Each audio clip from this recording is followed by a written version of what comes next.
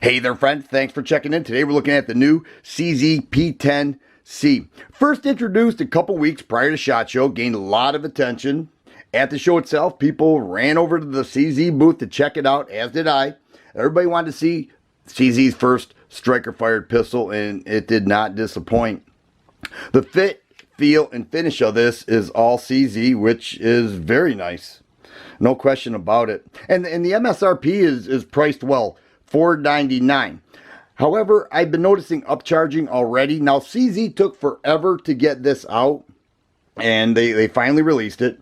It's coming to your gun stores slowly. I think over time the price will drop. I'm seeing it on GunBroker for $550 and up. I would not do that. I would not pay that much. I would wait till the price settled in. I think you'll be able to get this gun for the mid to upper 400s. And in my estimation, I think it's worth it. It does come in a padded hard case, two 15-round magazines, a total of 3 back straps. Okay, the medium back strap is installed. Cleaning rod, nylon brush, paperwork, gun lock. Now, I've always liked the P07 Duty. Okay, I've had it for a while. We look at it from this point, we can see that the fore end is the same height, all right, from the bottom of the frame to the top of the slide. The slide is thinner and the frame goes higher.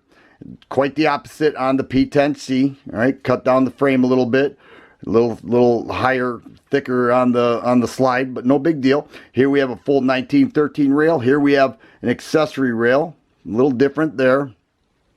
And then we look at the width. Looks a little thicker on the P07 Duty, but the slide length is about a ½ inch longer on the P10C. Both magazines hold 15 rounds. I'm told that they are interchangeable, so I'll go ahead and drop the mag here and see that the P07 Duty mag will not catch on the P10C. The only difference that I can see is that the base plate's a little bit thicker there, and it does have a cutout in the front, which I'm sure catches on something. This P10C mag does work just fine in the P07 Duty. But it does come with two 15-round mags.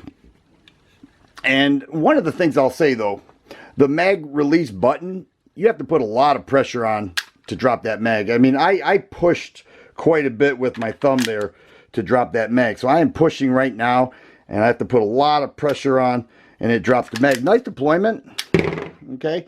But, you know, just be aware, it is extremely tight.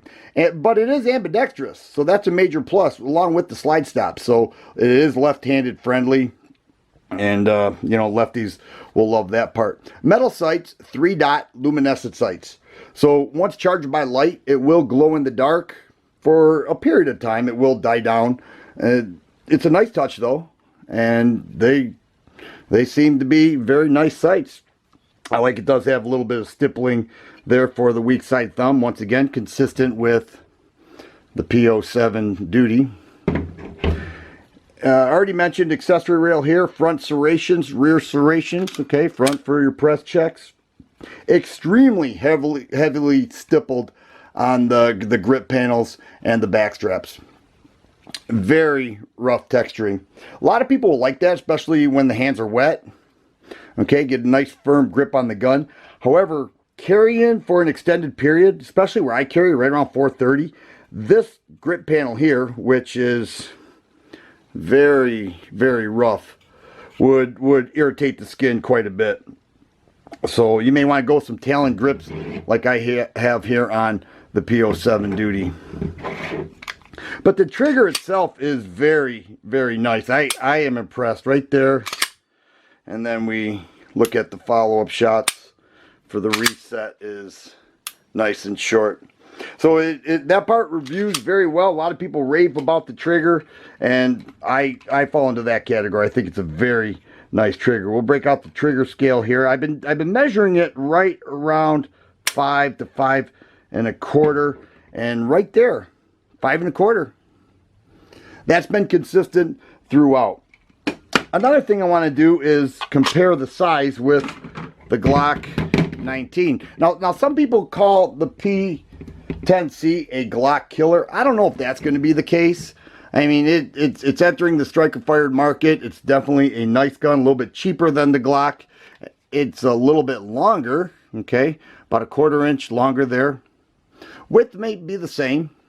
Glock's a little more squared off, so it gives it a thicker look, but many times that's deceiving. That could be the same. Both hold 15 rounds. It will not fit in a Glock holster, though. I will say that. They said, you know, share some of the holsters. It will not fit in a holster that fits the Glock 19. Let's break out the scale. We'll load it up, see what the P10C is weighing in at, and then we'll compare the weight with a loaded Glock 19. Here we have an unloaded CZ P10C on the scale, weighing in at 25 3/4 ounces. Now we've got 15 rounds, full metal jacket, 9mm. Here we go. It is 32 1/4 ounces. Now the Glock has 15 rounds as well. Same condition. No round in the chamber with either of them. 30 1/4 ounces. So a couple ounces heavier, fully loaded with the P10C. Field stripping this CZ is a process we are all very familiar with. Once we assure the gun is unloaded, we'll go ahead and pull the trigger, bring that slide back just a little bit, push down on the takedown levers, and off comes the slide. There's your polymer frame, captured recoil spring, there's your guide rod, and the 4-inch barrel. Simple setup, and I really do like the fact that it's ambidextrous.